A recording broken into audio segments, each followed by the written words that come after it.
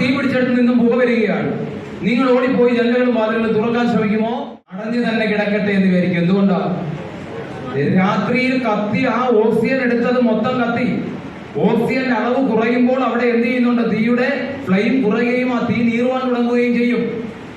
അങ്ങനെ നീറുവാൻ തുടങ്ങുകയും ചെയ്ത സമയത്ത് അവിടെ എന്താണ് ആളി കത്തുവാൻ അവിടെ സഹായമില്ലാതിരിക്കുന്ന ഒരേ ഒരു വസ്തുവിനാണ് ഓക്സിജന്. നിങ്ങൾ എന്ന് കതൽ അങ്ങോട്ട് തുറന്നു കൊടുത്താൽ എന്താ സംഭവിക്കുന്നത്? ഓക്സിജൻ പെട്ടെന്ന് അകത്തേക്ക് കയറുകയും തീ ആളി പടർന്ന് പുറത്തേക്ക് ചാടുകയും ചെയ്യും.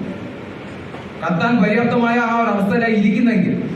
അതുകൊണ്ട് ഞാനൊരു കാര്യം പറയുകയാണ്, നിങ്ങൾ ഒരു തീ പിടിച്ച മുറിയിലോ എവിടെങ്കിലോ ചെന്ന് നിങ്ങൾക്ക് മുറിയൊന്ന് തുറക്കണമെന്നുണ്ടെങ്കിൽ നിങ്ങൾ ഒരിക്കലും ഇതുപോലെ ചെന്ന് സെൻട്രൽ നിന്ന് തുറക്കരുത്. അത് അപകടമാണ്. ഇതുപോലൊരു സൈഡിൽ നിന്നിട്ട് ഇതുപോലെ തുറന്നൊന്ന് പിടിച്ചു നോക്കുക. അതിന്റെ പ്രത്യേകത എന്താ? എന്തെങ്കിലും വരുന്നെങ്കിൽ തീ വരുന്നെങ്കിൽ അങ്ങോട്ട് പോകും, നിങ്ങൾക്ക് ഇങ്ങോട്ടേക്ക് രക്ഷപ്പെടാം.